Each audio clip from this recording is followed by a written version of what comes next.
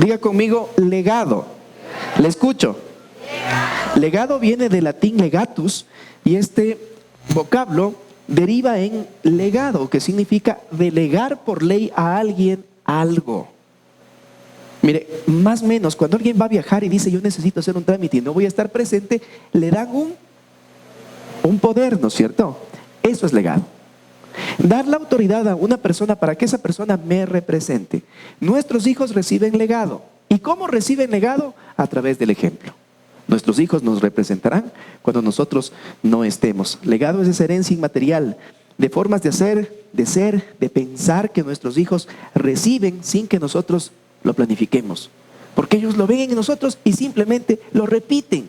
¿Han escuchado dichos ustedes como más viejo te haces y más te pareces a... Ya saben ustedes lo demás, ¿no es cierto? ¿Se han escuchado esa frase? ¿Saben por qué?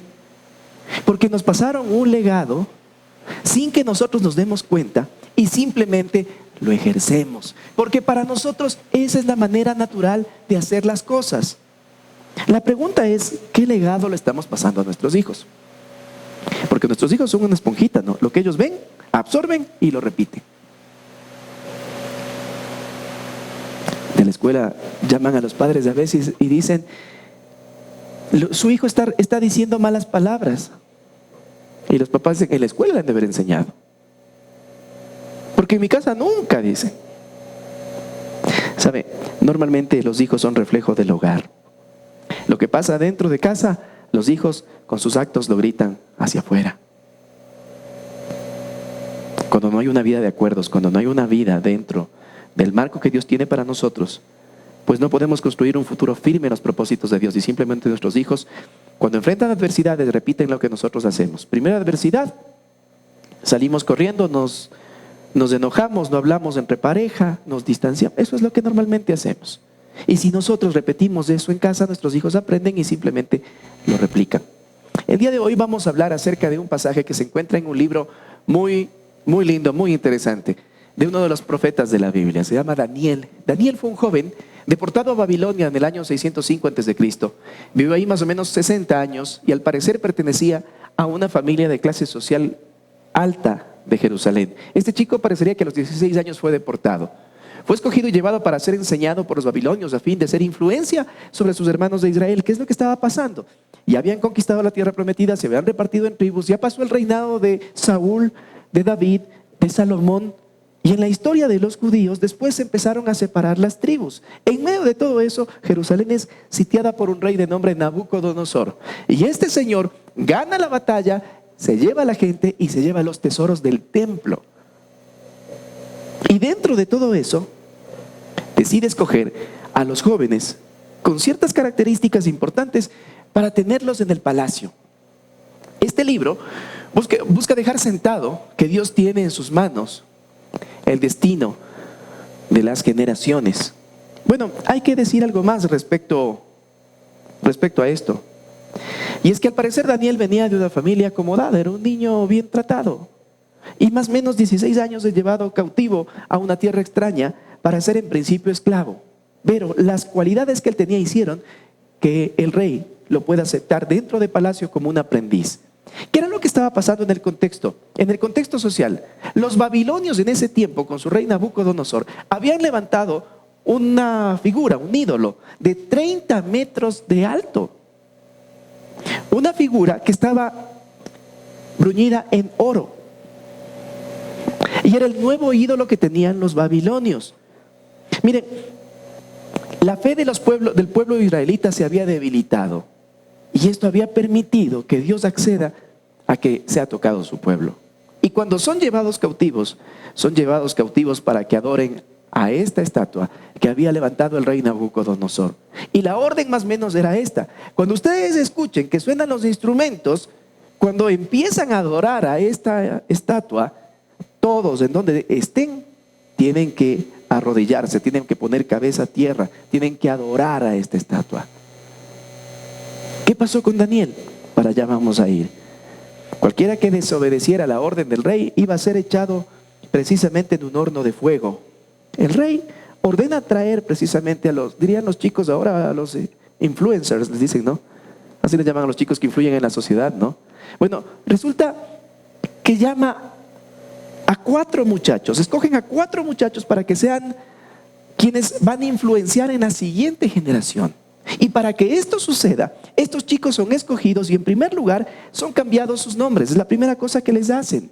Les cambian sus nombres.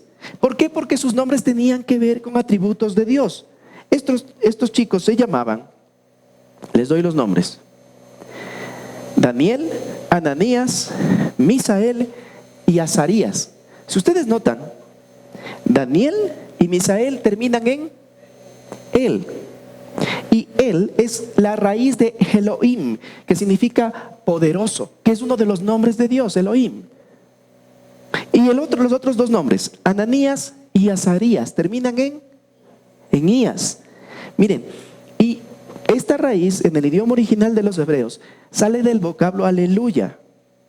Y aleluya significa un grito de alegría para decir que Dios tiene la gloria. O sea, sus nombres, de principio lo que significaban eran atributos de Dios. Y lo primero que hacen los babilonios es cambiarles los nombres, cambiarles su identidad. Para los judíos era muy importante cómo se llamaban, porque todos los días les recordaba su propósito de vida. Y lo primero que hacen los babilonios es cambiarles los nombres. En otras palabras, querían formatear a estos muchachos, les veían con ciertas cualidades, pero los querían formatear para poder influir en la siguiente generación, para poder influir en la siguiente generación de los judíos, para que estos chicos, con la mentalidad de los babilonios, puedan llevar a su pueblo a la cultura de ellos, tanto en lo social, en lo político y también en lo religioso, a adorar al nuevo Dios que ellos tenían. Miren las cualidades que tenían estos muchachos. Selecciona solo a jóvenes sanos, fuertes y bien parecidos. Le dijo: asegúrate de que sean instruidos en todas las ramas del saber, que estén dotados de conocimiento y de buen juicio, y que sean aptos para servir en el palacio real. Enseña a estos jóvenes el idioma y la literatura de Babilonia. Esto está registrado en Daniel, en el capítulo 1, versículo 4. Miren ustedes algo importante. Le da claras instrucciones de cómo deben escoger a los muchachos que se iban a convertir en las personas que van a influenciar en la siguiente generación. La primera cosa les dice: deben ser jóvenes intachables. Oiga, hoy, ayer y antes de Cristo y toda la vida, ¿será que los jóvenes son intachables como tal? ¿Será que tienen errores? Pero hay unos que se destacan porque son como mejor portaditos, ¿no es cierto? Para que esos muchachos hayan tenido esa característica de ser, vean, estos jóvenes son correctos, estos jóvenes proceden bien. Alguien les tuvo que haber enseñado principios para que procedan bien, ¿verdad? No es que han de haber nacido así.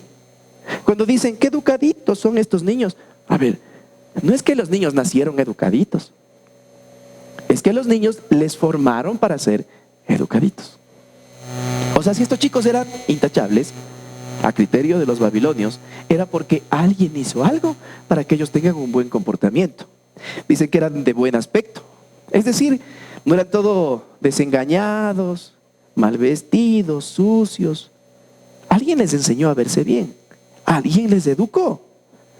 Dicen que eran precisamente eso, educados. Alguien ejerció esa labor para que ellos puedan aprender. Aparte de eso, eran reflexivos. Alguien desarrolló su cerebro y su carácter para que puedan aceptar una crítica y puedan precisamente pensar que pueden cambiar y hacer mejor las cosas. Alguien hizo eso. Y después dice que debían ser aptos para estar en el palacio, ¿no es cierto? ¿Y qué quiere decir eso de aptos para estar en el palacio? Que tengan modales, pues. No podían traer a muchachos que venían de un pueblo, que lo traían de esclavo, que se sienten en el palacio a comer con las manos, a hablar con la boca llena, a pararse en las sillas. Alguien les enseñó modales a estos muchachos. ¿Sí estamos? ¿Quién fue o quiénes fueron esas personas que les enseñaron a vestirse bien, a mantenerse bien, a actuar bien, a ser sabios, a ser educados, a ser reflexivos, a tener modales?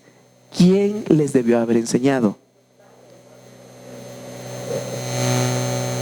En otras palabras, Lo que estaban seleccionando los babilonios era el fruto de un hogar que tenía principios y que tenía el temor de Dios como una regla general. Eso se llama legado. Escogieron jóvenes que, aunque estaban en una situación difícil, aunque estaban en una situación donde ese pueblo iba a ser esclavo, ellos tenían un legado que valía la pena. Resulta que estos 4 muchachos, Daniel, Ananías, Misael y Azarías, les cambian el nombre. Les ponen otro nombre y les cambian las costumbres. Y entre esas cosas de cambiarles las costumbres, con la primera cosa que se encuentran, y lo relata precisamente Daniel, y el relato comienza diciendo: y Daniel propuso en su corazón no contaminarse con la porción de la comida del rey, ni con el vino que él bebía. Pidió por tanto al jefe de los eunucos que no se le obligase a contaminarse. Miren, estos muchachos, intachables de buen aspecto, sabios, educados, reflexivos y con modales, tiene un exponente mayor que se llama Daniel, que se pone delante y que dice: a ver, yo voy a proponer primero en mi corazón no contaminarme. Cuando hablamos del corazón no estamos hablando precisamente del órgano, sino del pensamiento que tenían los judíos. Ellos pensaban que entre el estómago, ¿se acuerdan? Hemos hablado de eso, ¿no? Entre el estómago y el corazón había una vena que unía precisamente los dos órganos, y pensaban que eso se llamaba el anhelo, y eso lo cuidaban, lo guardaban, porque pensaban que en esta conexión era donde se guardaba la voluntad. En otras palabras, lo que Daniel tuvo es la voluntad, se propuso no contaminarse. La cultura de los judíos era totalmente distinta a la cultura de los babilonios. Ellos se encontraban presos, cautivos en una tierra que no era de ellos, y no les trataban precisamente con mucha cortesía, que digamos, sino todo lo contrario. Les trataban con mucha dureza. Y la orden era que ellos debían ser educados en el palacio, debían ser formateados en el palacio, debían cambiar su forma de ser, su forma de hacer, su forma de pensar. Pero como estos muchachos eran reflexivos, lo primero que hace Daniel es decir: a ver, esto que me están proponiendo no es correcto. Creo que esto nos pasa a todos los que somos padres. Creo que esto nos pasa a todos los que nos vamos acercando a la hora de ver a nuestros hijos abrir las alas y empezar a volar. La pregunta nos hacemos: ¿qué será de la vida de nuestros chicos en donde yo no puedo tener control? Cuando vayan a la universidad, por ejemplo. Yo estoy contando las semanas y los meses, porque ya mismo le toca a mi hijo. Y va a salir de un entorno en donde se ha criado con ciertos valores, con cierta educación, con cierto nivel de reflexión, pero va a tener que salir afuera y enfrentarse con lo que la cultura del éxito del día de hoy propone. ¿Sí sabe las fiestas que propone la cultura del éxito para los universitarios? ¿Sí sabe lo que la cultura del éxito propone como relaciones afectivas para los universitarios? Textualmente es una Babilonia, en donde se adora a un Dios que se llama el yo, y se cambia, o se quiere cambiar esa perspectiva de reino, de vivir gobernado por Dios. Pero estos muchachos nos hablan claramente de que sus padres hicieron un trabajo en donde les enseñaron principios, les enseñaron valores, vivieron estos principios, les enseñaron a verse bien, les enseñaron a poder ser sabios a la hora de elegir, a tratar con educación a la gente, les enseñaron a reflexionar y analizar qué está bien y qué está mal, les enseñaron formas para poder dirigirse a la gente.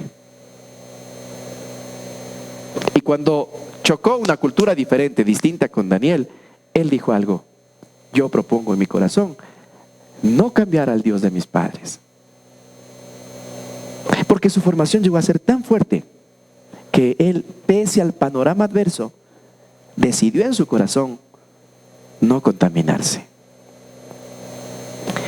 Daniel tuvo tantos principios en su corazón que no actuó por emoción ni se dejó convencer. Llegó a proponerse en una decisión firme y determinante de no contaminarse. Cuando habla precisamente, Daniel lo hace con firmeza. Y es que todo hijo debe entender que los padres inculcamos principios de sabiduría y temor al Señor porque eso es lo que va a sostener sus vidas en tiempos difíciles. Lo que usted haga hoy con sus chicos en casa, lo que usted le enseñe hoy a sus chicos en casa, es lo que mañana, cuando usted no esté y no pueda controlar, va a sostener sus vidas. Usted le puede dar un lindo discurso, como un muchacho valiente, dispuesto a morir por sus principios, nombrando al pecado como pecado, con nombre y apellido. Todo niño debe abrazar precisamente los principios bíblicos que sus padres le dan, para que de esa forma pueda distinguir lo que está bien y lo que está mal, y pueda llamar a las cosas por su nombre. ¿Sabe por qué su hijo, cuando ya se hace más grandecito, todo está bien para él? ¿Sabe por qué? Porque con usted vivió exactamente lo mismo. Usted a ratos es cristiano, a ratos no. A ratos está bien, a ratos no. Aquí dice cuán grande es Dios, pero llega a la casa y... Entonces, el legado que replican nuestros hijos afuera es eso. Y piensan que pueden analizar y decir, esto sí, esto no. Cuando lo escuchan en su casa decir, con esto estoy de acuerdo, con esto otro no estoy de acuerdo, sus hijos entienden que de lo que usted le enseña de la palabra de Dios, ellos pueden escoger con lo que están de acuerdo para según eso proceder. Eso está sembrando. Pero cuando usted en su casa dice, aunque no me guste ese principio, aunque va en contra de lo que yo pienso, lo voy a obedecer al Señor, su hijo verá el efecto que tiene esa obediencia en su vida y mañana entenderá que con Dios no se negocia, con Dios se obedece. Vamos con la siguiente parte. Decidió no contaminarse con la porción de la comida del rey. Pregunta, ¿cómo es la porción de la comida de un rey? ¿Será que le dicen rey a comer? ¿Alcanzó para un arrocito con huevo? Si el rey viviría en Quito, ¿cuál sería el menú? Tenemos dos chefs geniales aquí. ¿Qué les daríamos de menú, Mayrita y Dani? Propongan algo así rapidito. De rey, digamos, es del pueblo, no. Pavo, ¿cómo quiere? ¿Qué más sería? Sushi charrón, dice. Seguramente alguna comida exótica, ¿no es cierto? Alguna cosa. Mire, esa comida era la que le iban a dar a Daniel y a sus 3 amigos más. Y este chico era un chico acostumbrado a comer así, o a comer bien. Les dije en principio que parece que él viene de una familia acomodada en Jerusalén.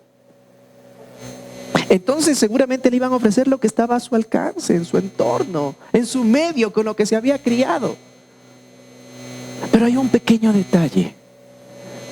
La comida de ese tiempo, la que el rey Nabucodonosor comía, antes de ser servida, pasaba por la estatua de oro. La comida era ofrecida a esta imagen, a este nuevo Dios que se inventaron. Los animales, antes de ser sacrificados y después preparados, eran ofrecidos a este Dios. Entonces, un muchacho reflexivo, 16, 17 años, como Daniel, decidió no contaminarse con la comida del rey, aunque se vea rica. Y en el mundo nos pasa eso. Nuestros chicos salen y dicen, wow, ha sido lindo, ha sido bonito, así. Y nosotros estamos diciendo, sí, pero está ofrecido a otros propósitos, a otros objetivos, mi hijo, no es por ahí la cosa. Y queremos corregir cuando ya son grandes. Porque de chiquitos no les pusimos límites. Daniel propuso en su corazón no contaminarse con la comida del rey, aunque era buena, aunque era saludable, aunque era riquísima, bien preparada, pero estaba ofrecida a ídolos. Y él dijo, eso no es para mí. Ese muchacho tenía convicción, tenía determinación. Todo niño debe entender que el que provee el alimento es nuestro Padre Celestial. No el talento, ni la habilidad, ni los buenos contactos, ni las amistades que tiene papá o que tiene mamá para hacer negocios. Todo niño debe comprender que quien bendice es Dios por medio de las manos de su padre y de su madre. Cuando nuestros chicos crecen con esa mentalidad, una mentalidad de reino, de que Dios bendice, de que Dios provee, en el momento de escasez, ¿Creen ustedes que corren a golpear la puerta de mamita para pedir que ayuden a salir el mes? ¿O será que doblan rodillas y le piden a Dios sabiduría, provisión, protección, preservación, progreso? Usted decide qué pone en el corazón de sus hijos. Porque después el tema es que queremos que ya de grande se les enderece con una consejería. Y no es que esté mal una consejería. Solamente que nosotros no podemos hacer el trabajo que ustedes debían hacer en casa. Y también dice que no quiso contaminarse con el vino que bebía el rey. Cuando habla de lo que bebía el rey de Babilonia, aparte de ser precisamente ofrecido este vino también a este Dios que tenían, era parte de un ritual y de una celebración en donde se armaban fiestas. Y cuando habla precisamente de vino, no habla solo del vino de tomar, habla de la fiesta que se vivía en honor a este Dios, con todo tipo de situaciones exageradas, ¿no? Sin control. Daniel decidió: yo no voy a comer la comida de ellos porque está ofrecida a ídolos, y tampoco voy a participar de sus festividades porque eso no me corresponde. Y si ese muchacho tuvo la determinación de escoger no participar, no fue solamente por su voluntad, sino fue por el trabajo que sus padres hicieron para que este muchacho sepa diferenciar qué está bien y qué está mal. Cuando los chicos escapan para las parrandas y demás, no es solamente por los chicos, es porque nosotros no hemos hecho un buen trabajo. Es porque nosotros no estamos haciendo bien las cosas, no estamos poniendo límites. Cuando un chico tiene límites, socialmente es visto de otra manera. Nuestros hijos, alguien dijo alguna vez, son príncipes en proceso, porque son hijos del Rey de Reyes y deben ser tratados así. Y si usted no hace que a sus hijos los traten de esa forma por los límites que usted pone, el día de mañana, cuando se escape su hijo, no le esté culpando a Dios.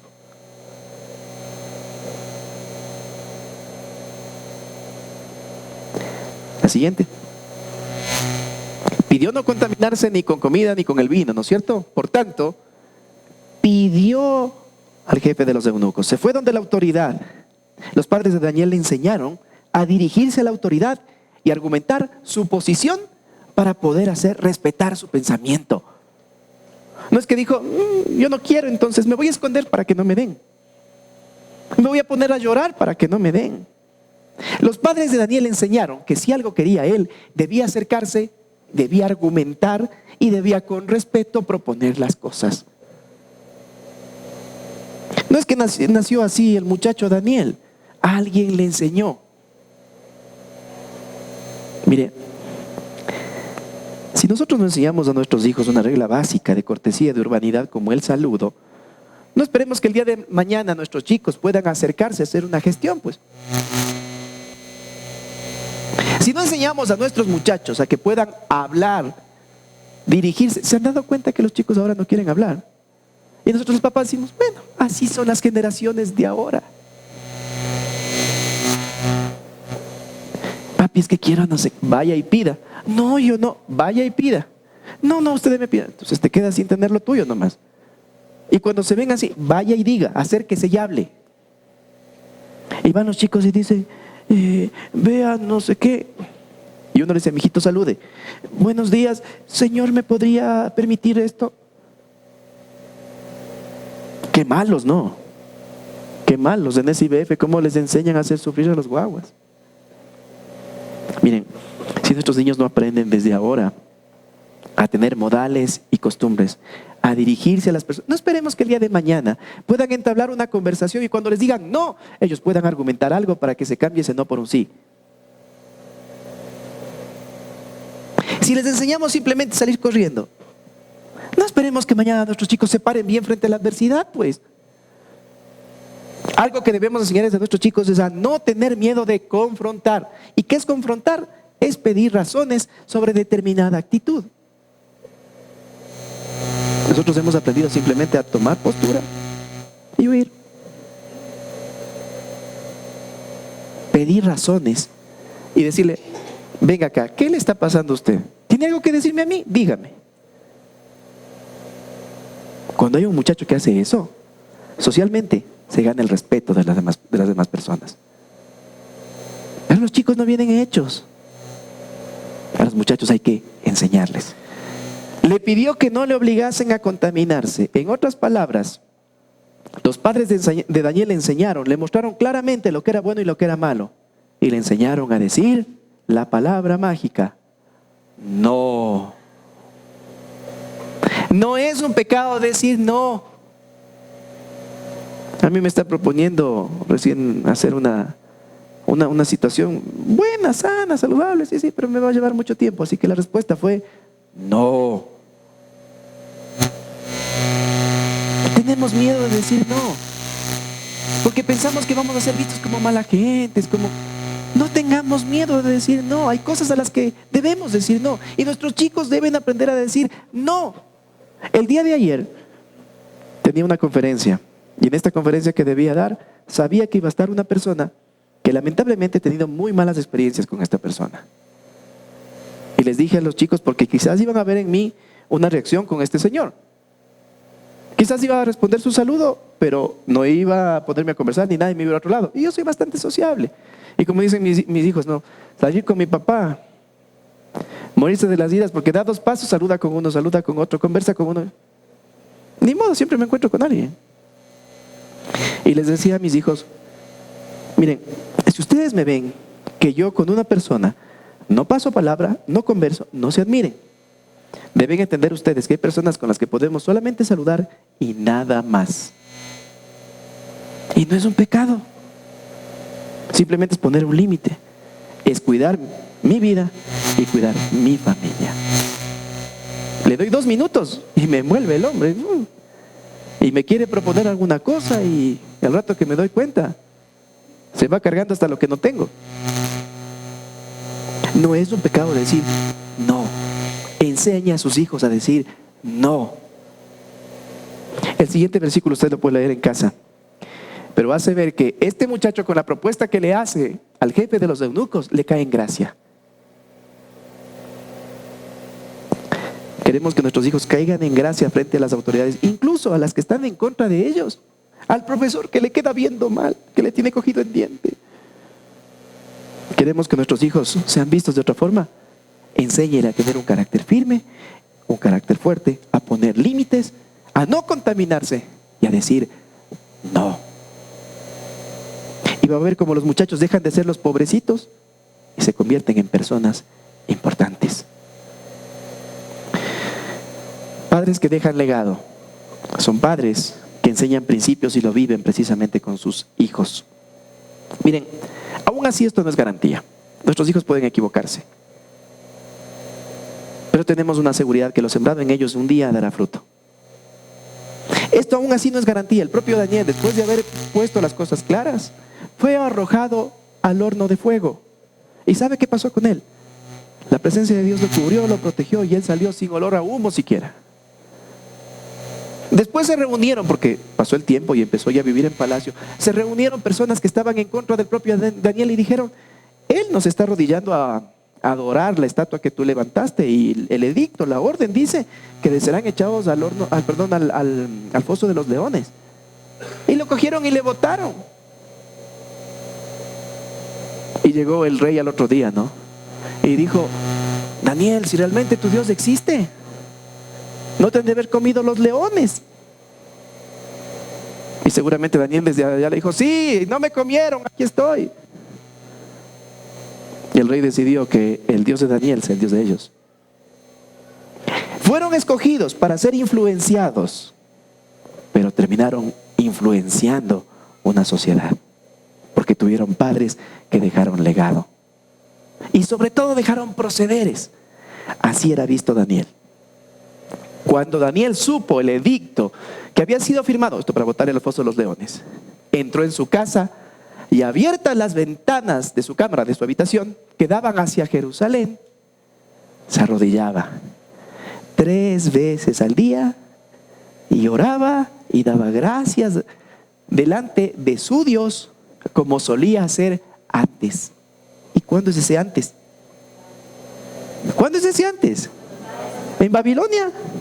¿En dónde? ¿En dónde? Era un muchacho que sus padres le enseñaron que por sobre su razonamiento están principios que se deben obedecer. Le enseñaron a arrodillarse 3 veces al día, a orar y agradecer aunque las condiciones sean adversas. Entonces, la victoria de este muchacho no solamente fue por su temple, por su carácter, por lo lindo que era Daniel. Fue porque tuvo padres que entendieron lo que Moisés les dijo. Y Moisés les dijo, y enseñarás a tus hijos, estando por el camino, a levantarte, al acostarte. Lo que le dijo a Josué, nunca se apartará de tu boca este libro de la ley, lo vas a meditar de día y de noche. Esfuérzate, sé valiente. Todo eso se ha ido en el corazón de los padres de este muchacho, que formaron un chico que se arrodillaba 3 veces al día, daba gracias a Dios, aunque las condiciones eran adversas, que decidió no contaminarse y que supo decir no. Los padres que dejan legado son los que practican principios con sus hijos. ¿Qué implica esto para nuestras vidas? En primer lugar, criar hijos no es solo darle estudios académicos, sino enseñarles reflexivamente costumbres y mantener límites firmes que les haga decidir bien. La cultura del éxito nos hace creer de que con darles de estudiar, listo, ya les dimos el estudio, saben decir. Listo, ya se han de defender en la vida. No es suficiente. No es suficiente darles el estudio, darles ropita y darles que comer. No se trata de eso. Se trata de enseñar a nuestros hijos que deben mantener límites firmes y enseñarles costumbres que estén alineadas a la palabra de Dios. Si usted no ha hecho eso, cuando sus hijos son grandes, simplemente toman el camino que quieren. Y usted puede pasar entretenido, a veces en el trabajo, a veces con los amigos, a veces en la misma iglesia pasamos entretenidos haciendo cosas, cuando nuestro primer ministerio es nuestra casa y nuestros hijos. Y si usted no hizo ese trabajo, después no le culpe a Dios, pues. Criar hijos es formar en ellos una forma de ver la vida como Dios la ve. Esta es la pepa del aguacate. Formar en ellos una visión de Dios para sus vidas. Hacerles ver que no son fruto de un óvulo y un espermatozoide no más, sino que tienen un propósito eterno. Así como estos chicos, con sus nombres les recordaban todos los días que ellos venían del poder de Dios y que estaban hechos para extender el poder de Dios.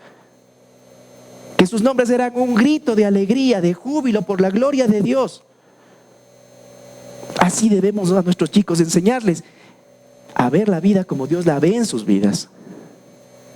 Enseñarles una manera de proceder ante la adversidad, sabiendo que Dios siempre es fiel.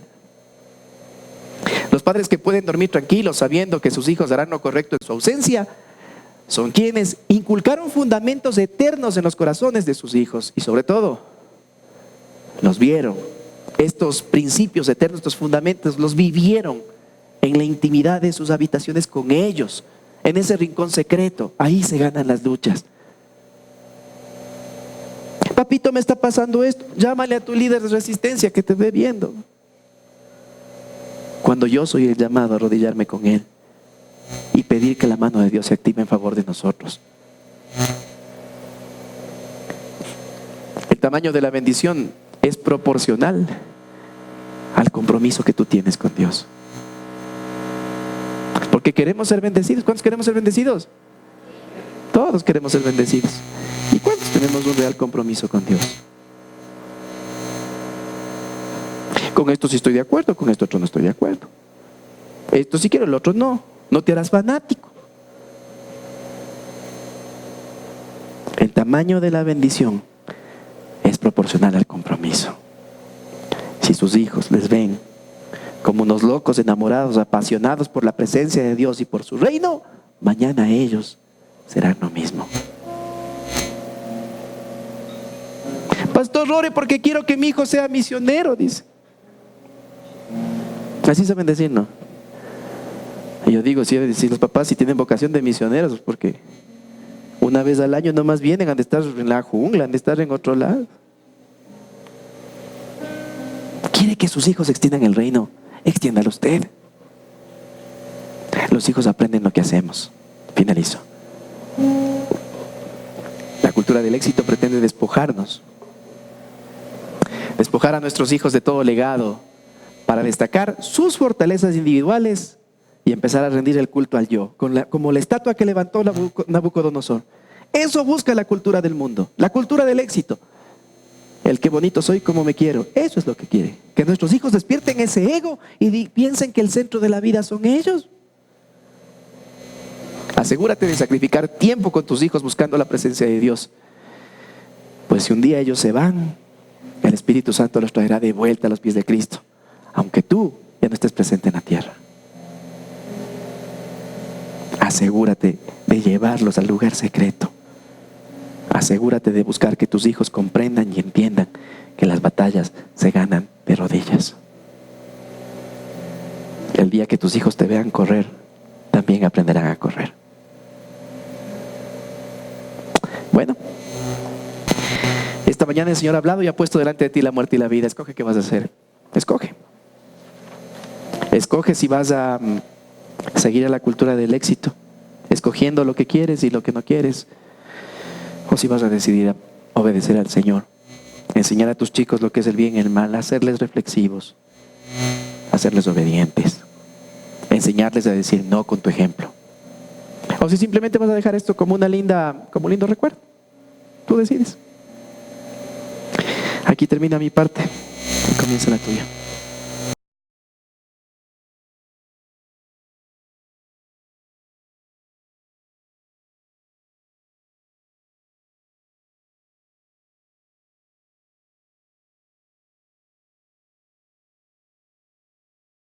Nos encuentras por el sector Mall El Jardín, en la Alemania y República, frente al edificio Las Cámaras. Caminas unos pocos metros y verás nuestro rótulo. IBF, Familias Bendecidas.